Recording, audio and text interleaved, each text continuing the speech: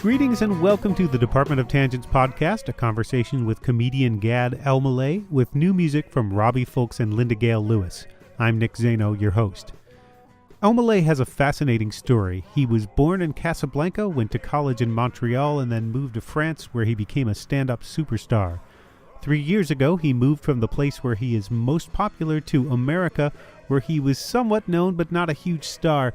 He was still learning English at the time, and his goal was to get good enough to be able to do an hour in English. He accomplished that quickly, releasing his American Dream special on Netflix earlier this year. This interview wasn't meant to be a podcast episode. I spoke with Elmaleh a few weeks ago for the Boston Globe, since his The Dream Tour was headed here. But after we were done, I realized there was no fat on this. It was a good 45-minute conversation with an amusing starting point and a definite closing point. And we covered a wide range of topics, not all of which I could fit in the article I wrote. Sure, Elmaleh is selling out theaters all over the world, but what he really wants is his own talk show. We talked about the difficulties in trying to do stand-up in a language you're still learning, and Elmaleh says he's only at about 80% in terms of being able to execute the ideas in his head. We also talked about what it means to be considered an American-style comedian in France, and what the scene is like there. Plus, I learned that he's a drummer, which is a plus in my book. He's a delightful person to talk to, and I'm hoping I can catch up with him a bit down the road when he's finally made it in America to see what his perspective is then. After the conversation, stick around for new music from Robbie Fulks and Linda Gale Lewis. Yes, that's Jerry Lee's little sister, and she is a rock and roll piano pounder in her own right. We'll hear Wild, Wild, Wild from the album of the same name. But now, here's Gad Elmaleh.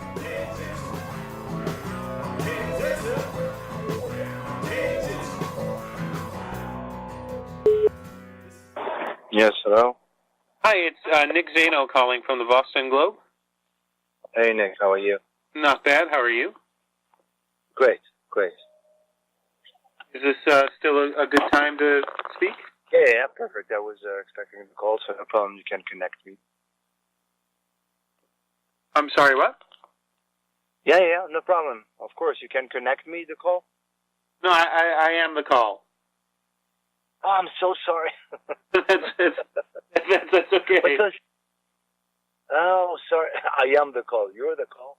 Because your name is Nick? Yes. Okay, we have a Nick there who was always calling me. Okay. and the office. And always say, hi, it's Nick. Can I connect you? I'm like, okay, good. That's good that you are the call, because I'm the call too. Yes, we're both the call and we're both on the call. Everything is perfect so far. Oh, thank you. Where am I? By the way, where are you today? I'm in Paris, and it's I'm in a sunny Paris, which is really rare. And I just got back from the European North Europe tour. Last show was last night in Copenhagen in Denmark, so I flew here last night. 2 days off, and then I go to London. Mm-hmm. I have a show, and then I go and I do the whole American leg of the world tour. Mm-hmm. And I guess we'll talk about Boston, obviously, but there's also West Coast and a lot of cities, East Coast, some where I've been before and some where I have never been. And then we're finishing the tour with Asia. I'm going to go to Hong Kong, Singapore, Shanghai, and back to Dubai and Middle East. And then I sleep for 2 months. How is it mentally bouncing around these different places? You're in London performing one night, then you're in America, then you're in Hong Kong.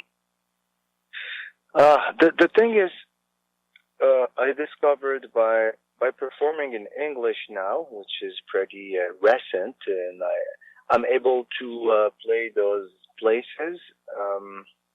Obviously, in French, I could have never done this. Mm-hmm. But the great thing is I can share with them observations about, like what I see when I get there, and I was in Germany for the first time. I was in, I don't know, Norway for the first time. So I can share with them my perspective, which is refreshing beside the material I do every night. So this kind of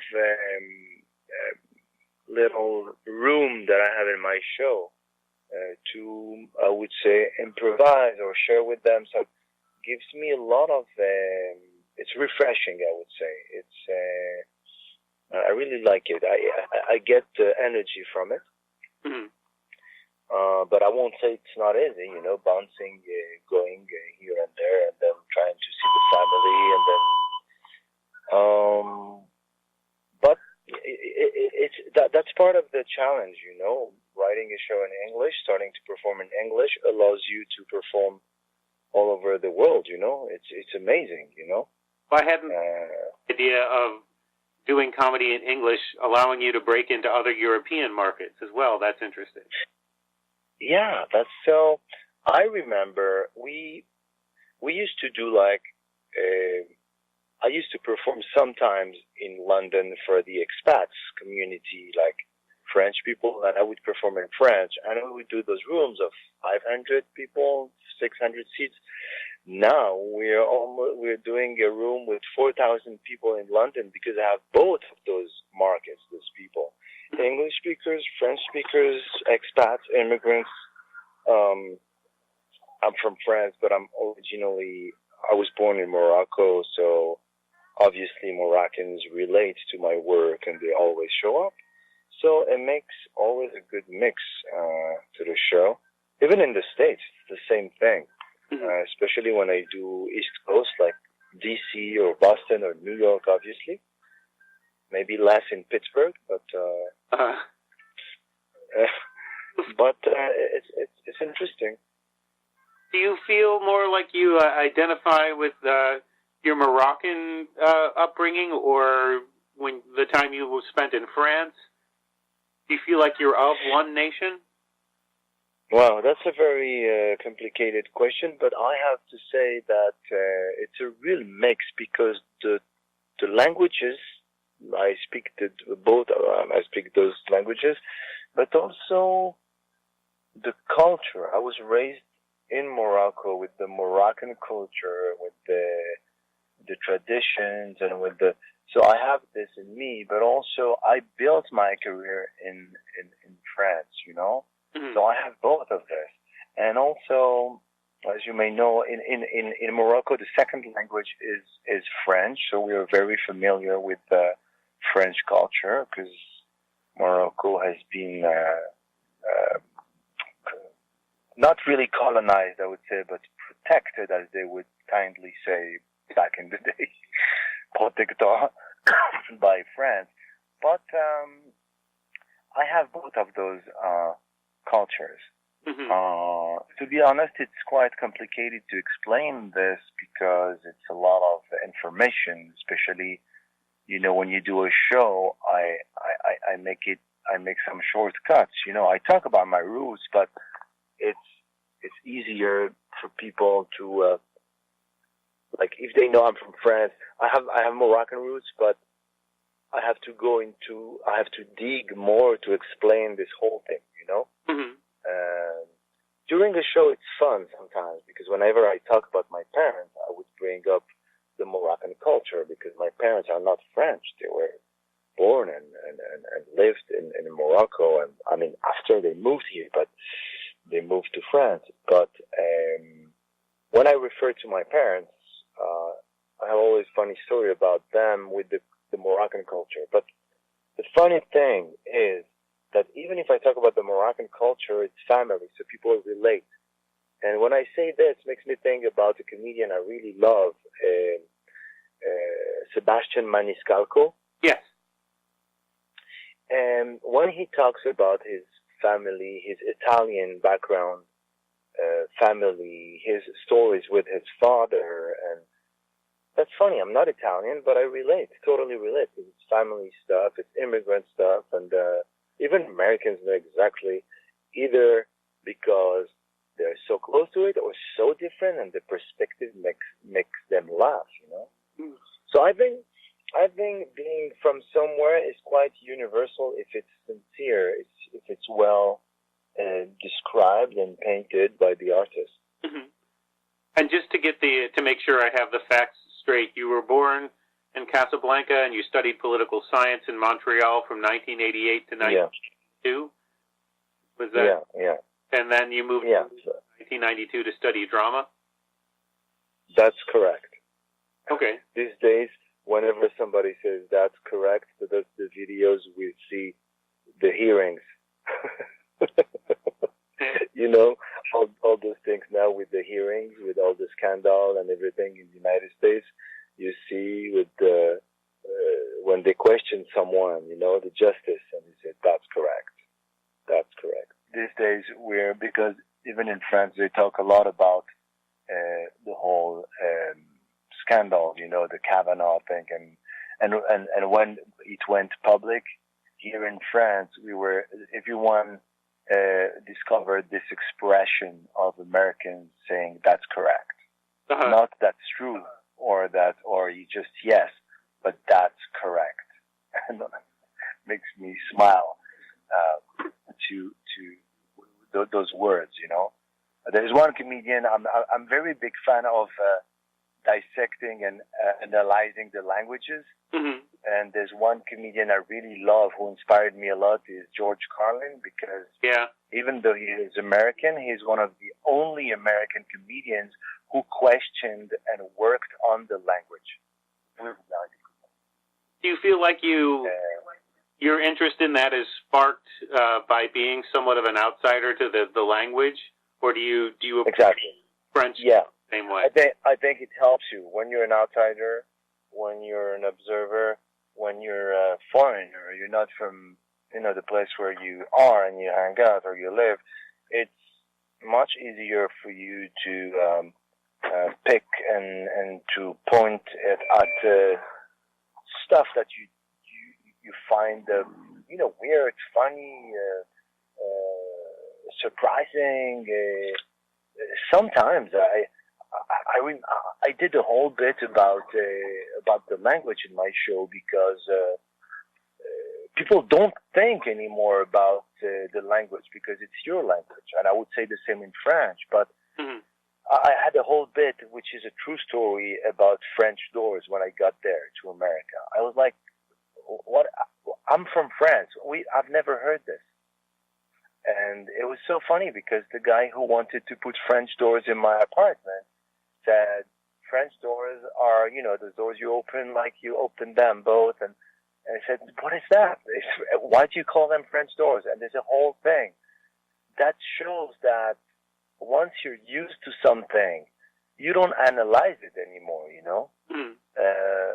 Like, I'm always very surprised when Americans wants to give you a reason why they didn't do something, and they say, for some reason, I didn't show up. And I make fun of them. I'm like, oh, for some reason, now I understand. Okay, now I got it. Okay. But you want to give me more details, and then sometimes you're like, oh, something came up. All right, something came up. It's never their responsibility. Some reason the thing came up. And it's very interesting in the culture, and no one is questioning this concept, like, for some reason. I'm like, but what reason? That's the question. Well, we invented language to communicate. I wonder if we invented it just as much to confuse the issue as for clarity. I think sometimes it could be really confusing, but it's fun to play with it. Mm-hmm.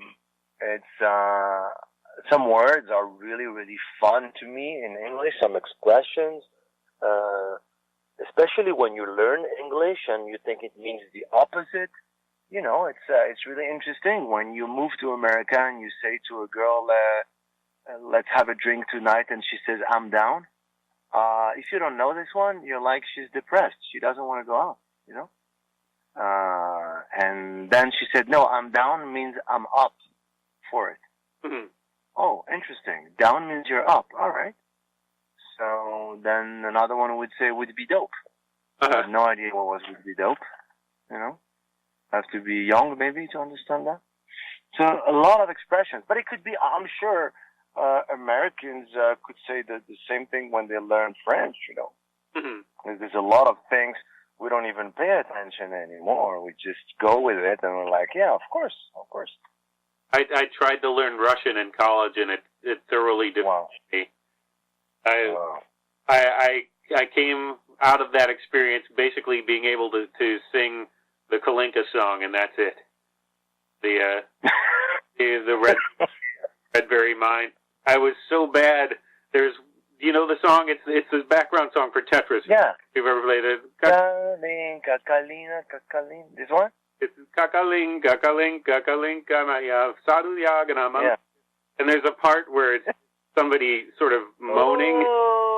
And la, la, la, la, la. I was so bad that my professor gave me that part while everybody else was singing the words to me. I had to do the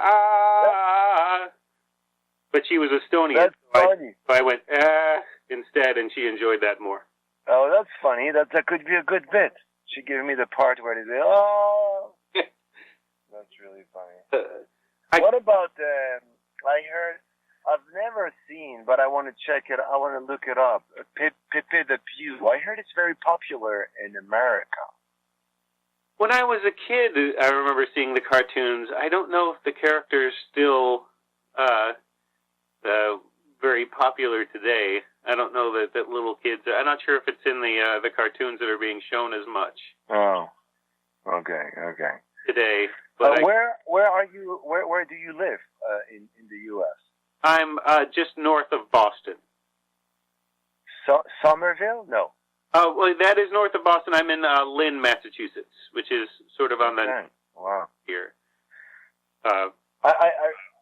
It's a great city, and I performed there many times, and they have a great club in Boston. It's just, I think it's called just the Boston Comedy Club, with this man who was a comedian a long time ago, bald guy, always wears a white suit, and he hosts the night, and that it's a scene. It's really funny, this place. Have you heard of it? The Comedy Studio, I think, is what you're. Oh, the Comedy Studio. Yeah. Yeah, they just moved. They're in Somerville now. They used to be in Harvard Square, and they just opened up their new location. Oh, okay. I used to go there with my friends. It's fun. It's really fun, and there are a lot of mixed crowd, I would say, in Boston. A lot of because of the students, of course, but also a lot of immigration happened over there. It's fun to perform there. Mm-hmm. Find that in a lot of cities? Have you gotten to know a lot of cities through stand-up?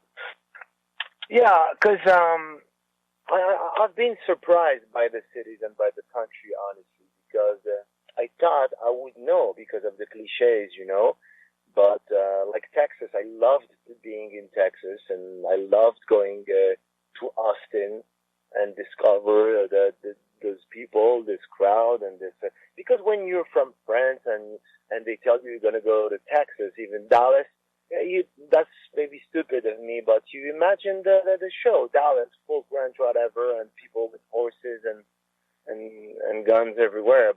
And then you go deeper and you meet people, and it's really interesting. And this day now in America, where everyone is so angry and crazy, should be more open for debating, Mm-hmm. I love that. And it's great. So that's the beauty of the democracy in a country, which is great in America. All my friends, comedians, in clubs right now, all we do is debate about politics, about, what's happening now everywhere, all those scandals.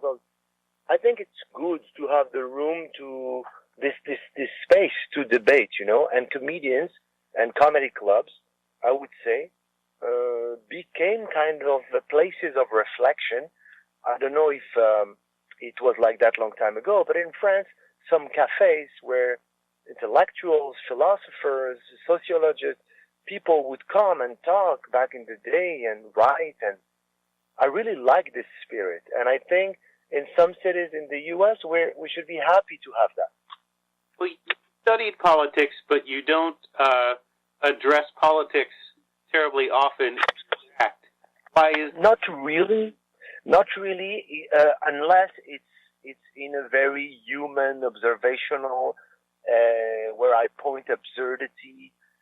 Like I remember, I don't do like proper, like actual politics and make, I don't know, jokes about Trump. By the way, because honestly, today, if you're gonna be doing a joke about Donald Trump, you better have a very strong and original and unique, because the topic is, how you say, they milked it. That's it. We know all the jokes, we know all the cliches. It's not really interesting.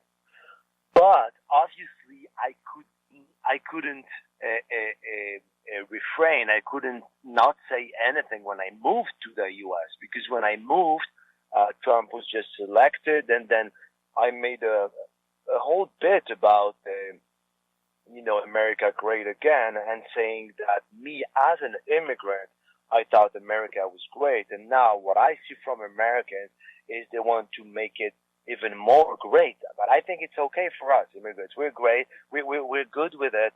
And then I used to say, if it's not that great, you should have told us before we moved here, guys. Come on, we moved to America. And there was a whole bit which was a little political about the situation, but from my perspective, as an immigrant who just moved to the U.S., because just telling jokes about politicians and make fun of them, oh, he's so dumb, but I'm not interested in that. Mm-hmm. It's been done so many times.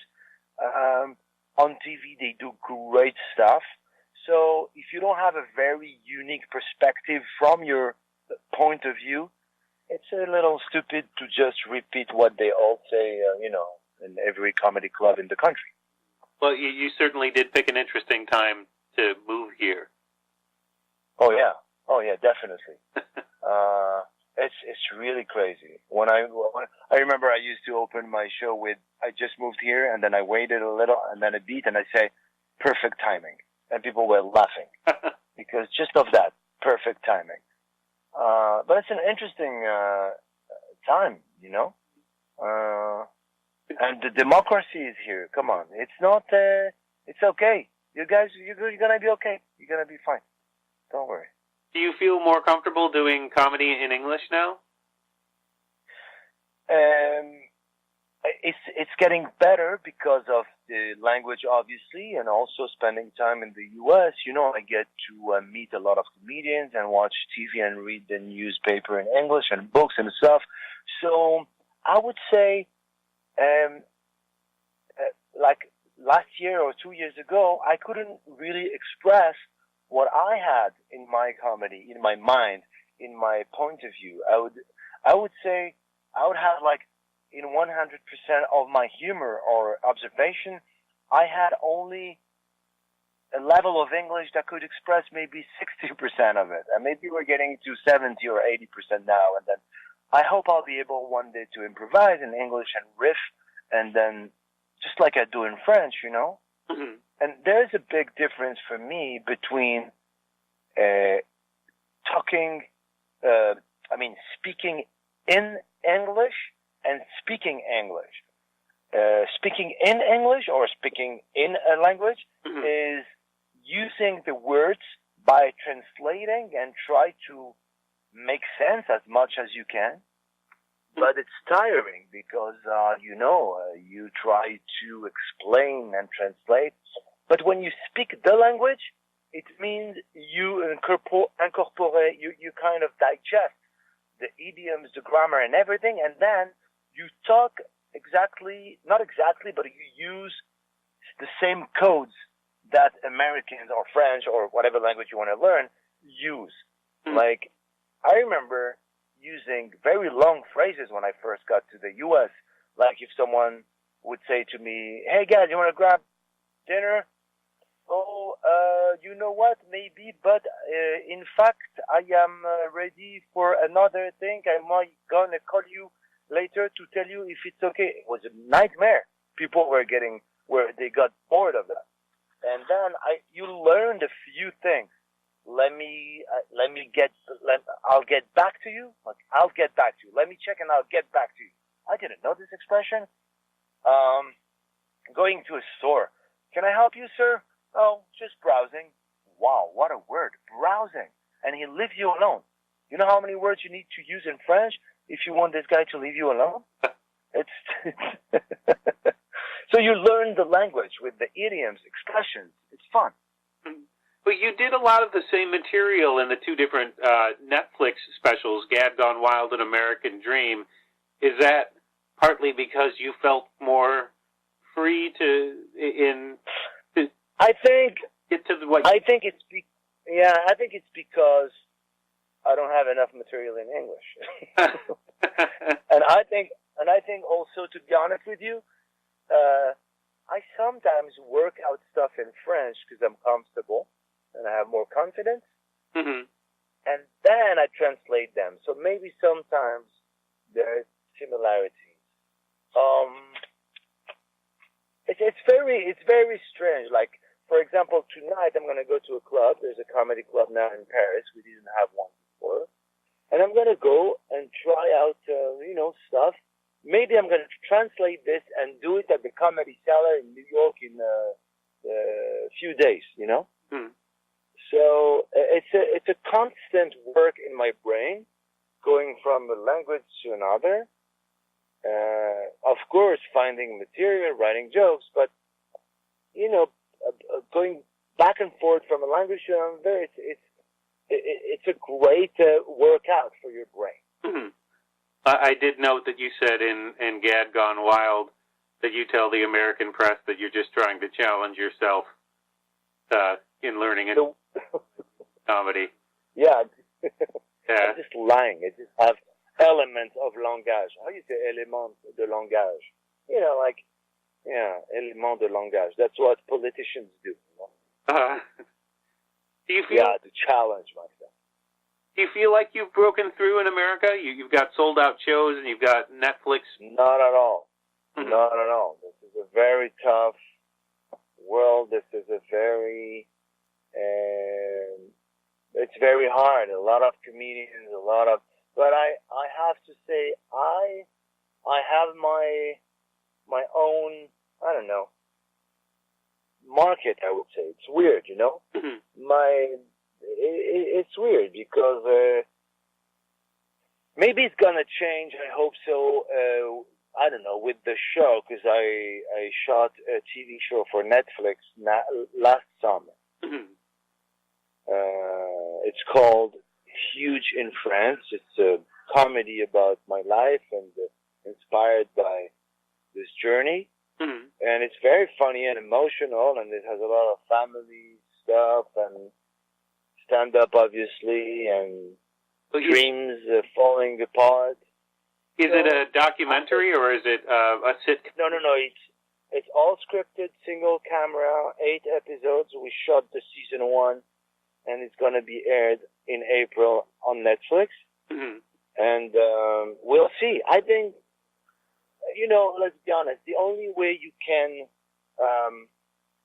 be showcased to the audience is TV, So either, it used to be talk shows and stuff, but less now, because of the internet. And I did one show on the internet with Jerry Seinfeld, comedians in cars getting coffee. Yes. People talk to me on the street about that show, like not every day, but really often. Like people who don't know me, they're like, "Oh, you're the guy from that show. I saw you with Jerry Seinfeld, blah blah." And today, I feel like people don't watch TV as much as they used to do.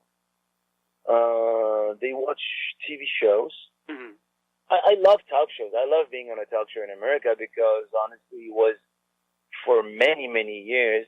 It was it's a cliche, but it's a dream, You want to be on that couch with the host, with the desk, with the skyline behind the guy, and I was dreaming of that, dreaming of the day I went on Jimmy Fallon. I was like, wow, shit, I'm here. I used to watch that show from France and be young and be like, I want to be on that show, and I went on the show, and it's great.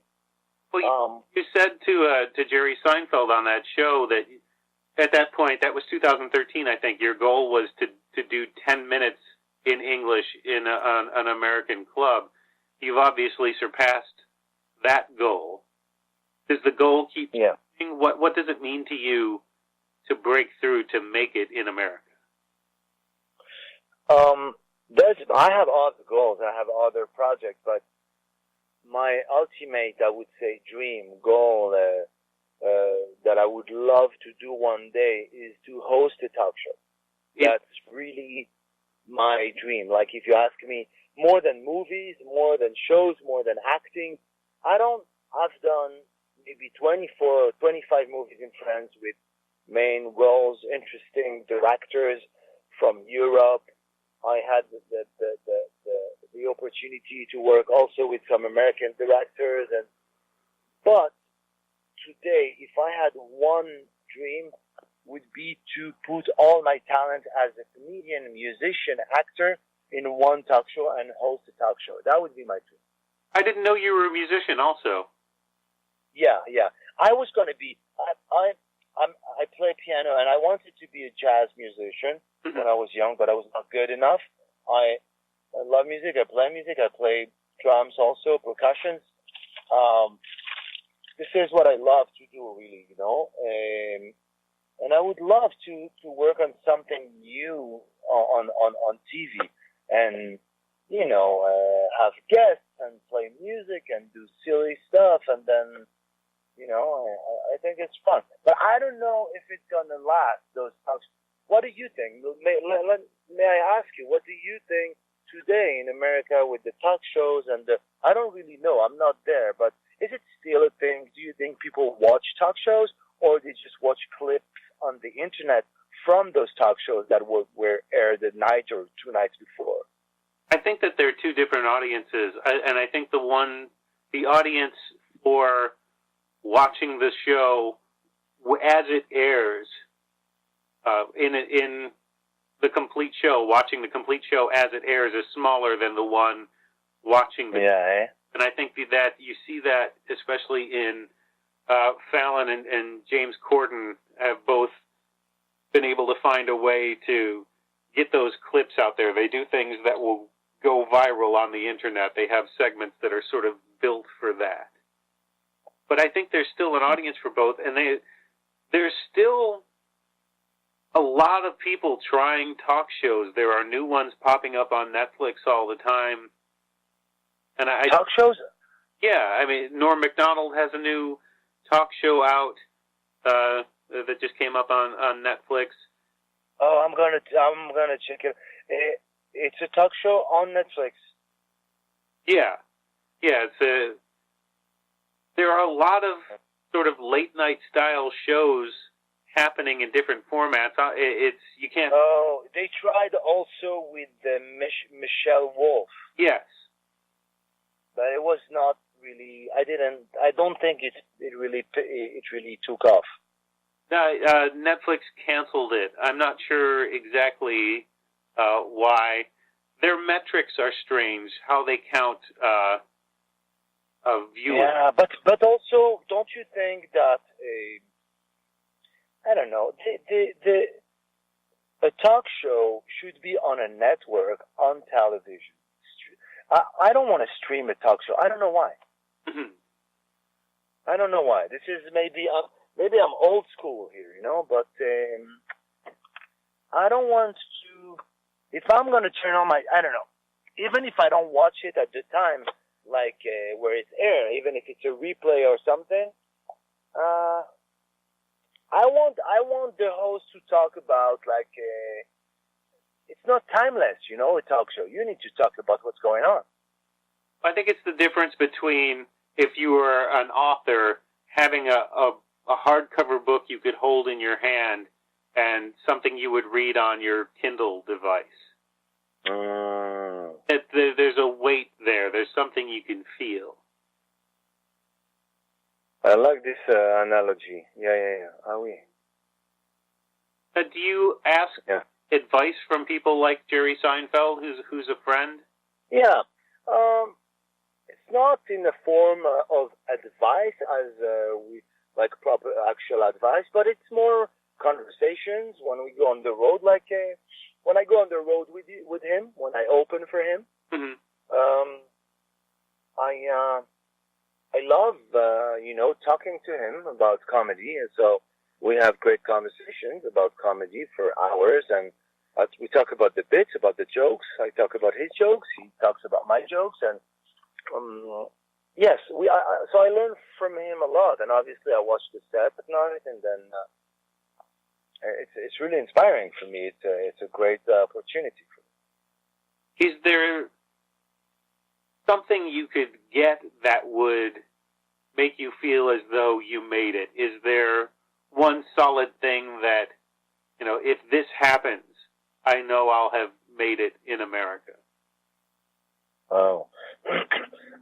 The day when I'm walking around the Comedy Cellar in New York City, in Greenwich Village, the day all those guys with the little clipboard, when they offer you, hello, free comedy, do you want to watch comedy tonight? So when those guys will stop asking me if I want to watch free comedy, looking at me in my eyes, I think something will have changed. Now, do you find that there are jokes that work in French that don't work in English and vice versa? Oh, totally.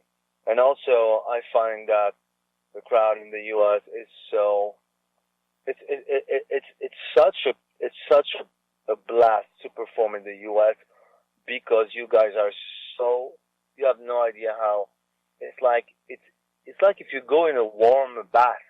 It's great. People know about stand-up comedy. They're trained. They know what it is. They know what this is. They have the culture of stand-up. They listen. It's great. We have great crowd here in France, but it's more kind of a theatrical tradition, like shows and one-man shows, and people go to the show to see a spectacle, but stand-up is such a very precise and unique art, like it's like fencing. It's like, and people are connoisseurs, I would say. They go and they appreciate it. So for me, it's a pleasure to perform in the U.S. Always. I mean, sometimes you have bad crowd, like every country in the planet, but when you go to a club, people know what they're gonna get, and like I'm talking to you right now, and honestly, even if I'm so happy that I've headlined all those countries in Europe, I can't wait to be in New York next week at the Comedy Cellar, and in Boston after my show, or the night before or after, to go to the Boston comedy studio. Mm-hmm. Well, you're playing I think you're playing the Wilbur here. The Wilbur, yeah. Last time I went to the Wilbur, it was to see Sebastian Maniscalco. Mm-hmm. So honestly, I'm so happy I can do this room, because it's a big room, and it works really good. So it's fun, Mm-hmm. Honestly, when I was at the Wilbur watching Maniscalco, I could not, I mean, if you had told me you're going to be performing here, I would have said, no way, come on. So I'm happy. I'm really happy.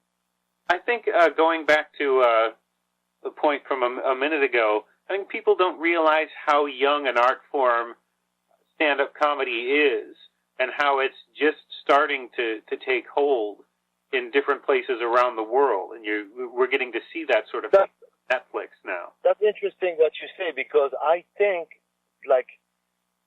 that's funny you say that, because for America it's not young, but still, you feel it's kind of taking off now. But in France, can you imagine? It's so new. I compare stand-up comedy in France to rap music in France in the 80s. Mm-hmm. So it's really, America is ahead, way ahead with stand-up comedy. We have one club in Paris. Can you imagine? Just one club. Not because we never did comedy, just because the way we did comedy was different. And now that I traveled all Europe, and they have so many clubs now everywhere, popping here and there in the cities, and they're trying to imitate, I would say, Americans with the stand-up, going to a club, watching comics, and get a drink. But what's great about New York City, you go to the Comedy Cellar, whether you like or not the comic who is on the stage, he is a professional, and he makes people laugh. Mm-hmm. The problem is in Europe, it's either he has a big show and he's known, or he doesn't go to a small club. It's not the same approach. You know what I mean? Yeah. But are you... I'm sorry, go ahead. No. Like, when I go to those little clubs in France, it's great. They're super happy. Because I work out stuff, obviously, but also, it's a way to be really close to the people, try out some material. But also, I try to innovate in a way, because nobody does that. All the guys who are famous in France, they will never go to a comedy club. I learned this from New York City, from the Comedy Cellar. I have one of my friends, very popular comedian, the other day, he said, "Why'd you go there? It's only big beginners." I said, "No, because it's fun. Because people, you surprise them, then you can work out of stuff, you can try new bits, and then they're super happy." And when I go to those clubs in France, I feel like when Chris Rock or, I don't know, Amy Schumer or Jerry drops in at the Comedy Cellar, and some young comics get bumped, Are you considered an American-style comedian in France? In France, yes. Yeah. What does that mean? Yeah, it means that you address the crowd directly, which was not the case for many years in France. Like, people had what we call the fourth wall here. Mm-hmm. They had imaginary characters, they had tons of little mise en scène, things to. But then me and two other comics, we came up with this like 15 years ago. We were inspired by Chappelle, Chris Rock, Jerry Seinfeld, and Louis C.K. and we started to not imitate, but we were like, wow, we can do that. We can talk directly to the crowd. We can talk about topics that are really French stuff, but let's use the form. And the form, the art form of stand-up comedy, addressing, is great. Let's use it, It's so we discovered that, and we're using it now. Aside from the format of stand-up comedy, is the sense of humor very different in America and France, do you think?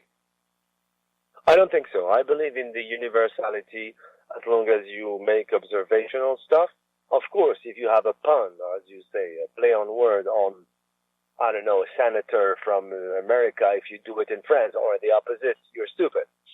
But if you talk about, I don't know, sex, alcohol, life, disease, being single, driving a car, it's the same. It's just you want to share with people your perspective, How did the fans in France react to your decision to move to America? Okay, I was surprised by the reaction because honestly, I thought it was going to be like, he's going to America. He turned his back on us and blah blah. But they're very proud and impressed. Like when I went on those talk shows, all the press and the obviously you always have a few people very they're not happy. Some are like, yeah, why is he doing this? He doesn't need that. We need him in France. But there are a few, but the majority were pretty, wow, that's crazy what he's doing here and in Morocco too. I was surprised. I was encouraged a lot by the fans, by the media, by like, wow, what are you doing there? It's not easy performing in another language. So it was pretty well received.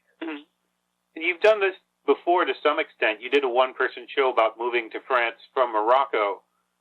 Did that help navigate this experience, moving from France to America? Oh.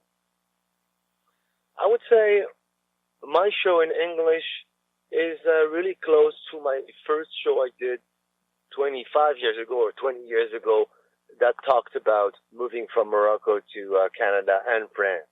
I mean, when I say looks like it, it's just the feeling was, oh, here we go again. That's a buckle. Again, I'm going. Again, I'm moving. Again, immigration. Again, a shock. Not of the climate, but the culture. Again. So, yeah, there's a link to it. Mm-hmm. Where do you spend most of your time now? Do you live in New York or Los Angeles? No, I live between New York and Paris because my kids live in Paris, and I share time between New York and Paris. I go back and forth. I travel a lot, obviously, and I'm happy when I'm in New York City. That's the place where I'm really happy. Mm-hmm. It's for me the best place on the planet to be. For me, it has everything I need. I want.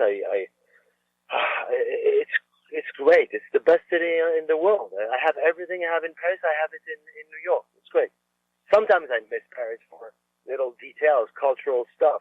But I can find it when I come back, or I can even find it in New York sometimes.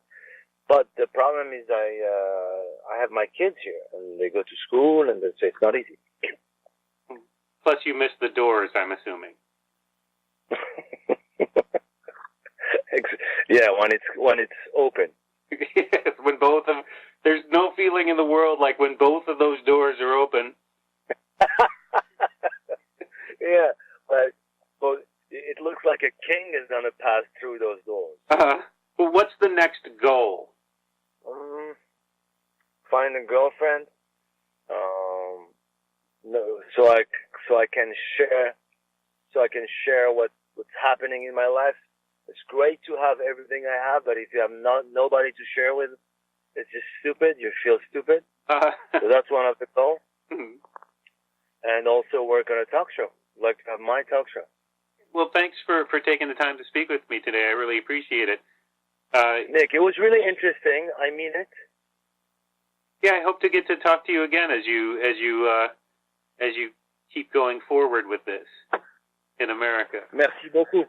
An arrow to the head isn't always a trick. Thanks again to Gad Elmaleh for speaking with me for the Boston Globe. You can find out more about him and keep up with news and tour dates at www.gadelmaleh.com, and that's GADELMALEH.com. And if you enjoyed this episode or any episode of the Department of Tangents podcast, please consider subscribing and or reviewing on iTunes, Stitcher, or wherever you get your podcasts. You can follow the Department of Tangents on Facebook and Twitter, and find photos, videos, reviews, and essays on www.departmentoftangents.com. Our featured track this week is one I've been looking forward to bringing you for some time. It's a collaboration between Robbie Fulks, who was a guest early on in this podcast, and Linda Gale Lewis. I got to see Fulks and Lewis live about a month ago in Boston, and it was pure joy. I'm going to be doing a full review of the album on the blog, but I'll say here that Wild, Wild, Wild is a treat. Fulks is a great foil for Lewis, and man, do they have fun together on stage, and you can hear that in the studio too. There are some hardcore honky-tonk songs on the album, like I Just Lived a Country Song, jazzier numbers like Your Red Wagon, and ass-shaking piano-beating rock and roll like this, the title track. When I spoke with Fulks and Lewis after the show, they both seemed amenable to collaborating again in the future, including live dates, and I hope for all of our sakes they do, and here's why. This is Wild, Wild, Wild from Robbie Fulks and Linda Gale Lewis.